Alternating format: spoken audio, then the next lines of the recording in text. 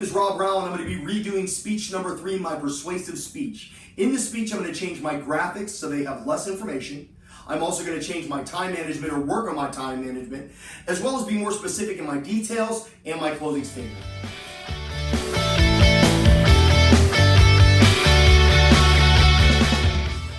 I'd like to talk to you about something that's very important to me today.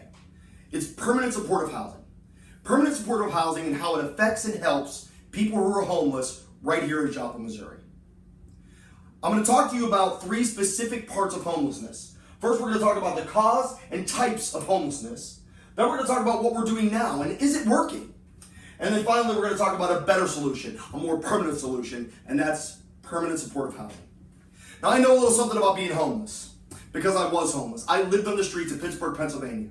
I lived under church stairs. I lived on the street every day, and I hustled to make money to buy drugs every day of my life. I was chronically homeless. That's one type of homelessness. The other type of homelessness is emergency homelessness. Emergency homelessness is a person who's been involved in a fire, or a family who's lost their home to a fire, or a flood, or a national, or some sort of an emergency. Those people are emergency homeless. They can get a bed, they can become comfortable, but they know where they're going, they know how to get there, and they know how to get their lives back on track. And then there's chronic homeless. That's what I was, chronically homeless.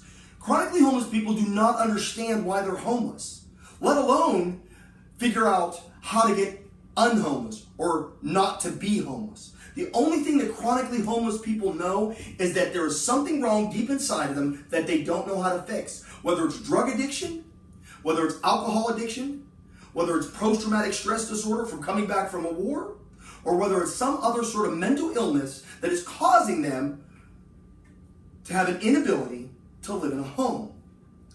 They're chronically homeless people. So that's the 2 types of homelessness. So what are we doing for them?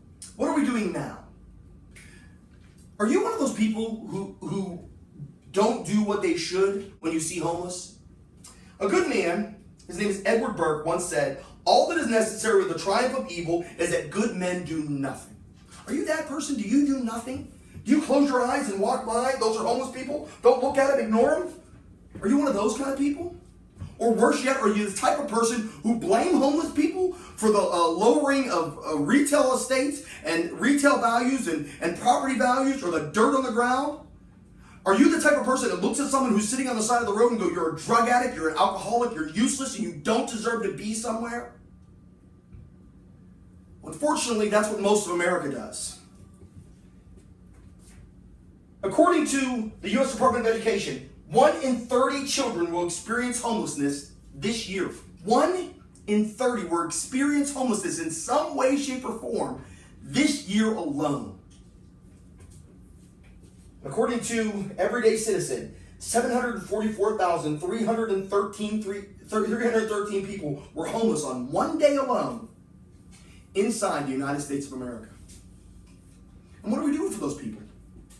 The only thing we have available to them is emergency shelters. I'm sure you've heard of a shelter before. You maybe even donated to a shelter before. And a shelter is fine for emergency homeless people because it's a place to lay your head, maybe get a good meal. The next day you get up and you go about your life. But for people who are chronically homeless, that doesn't work. It's not possible because people who are chronically homeless don't know why they're homeless. If you don't have a job, you don't have clothes, you can't get a shower, it doesn't do any good to be in an emergency homeless shelter. Because in those locations, the next day you pick up all your stuff and you go back out on the street to hustle, to find your drugs, to get your booze, to figure out why you're ill or why you're having illness problems to begin with. And an emergency shelter simply doesn't work. For a vast majority of these 744,000 people, it doesn't work. Last year alone, over 5,000 people were homeless inside Missouri and 4,000 in the state of Kansas, our bordering state. And 95% or more of those were chronically homeless people who don't know why they're there. A better solution. Permanent supportive housing, or Village of Hope. And Village of Hope is a location where people can get the help they need, the medicine they need, the counseling they need, so that they can live a normal life with the support of people like you and some support from the government. Permanent supportive housing not only gives them the place where they can take their stuff, but it gives them the hope to find a way to live. It teaches them to cook, to clean. It teaches them why they're homeless. Maybe it looks into their past to find out why they're self-medicating every day with the heroin, the methamphetamine, the drugs, the alcohol, whatever the case may be. Maybe they have post-traumatic stress disorder from coming back from a war fighting for our country. And they don't understand why they can't keep a house. We're going to teach them all those things. We're going to teach them the life skills to be better people, to be more productive people in the United States and in our community. But it takes people like you to give help. Permanent supportive housing is the only real solution that can truly take someone and change them from being that person you ignore on the side of the street, that person you call a drug addict or an alcoholic, the person you ignore, that family who's living in their car, and puts them on the track with a little bit of help up to really see hope. There you have it. You now know the cause and types of homelessness, chronic homelessness, and emergency homelessness. What we're doing now, which isn't much except for some emergency shelters, and a better solution, which is permanent supportive housing, where we make people understand what's wrong with them, help them get help, and help them onto a better life. Don't let kids sleep in their cars. Some kids don't even know where their next meal is coming from. Most of these families and these children do not see hope. So please, show them hope.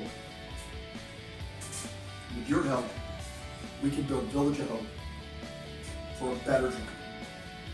Thank you.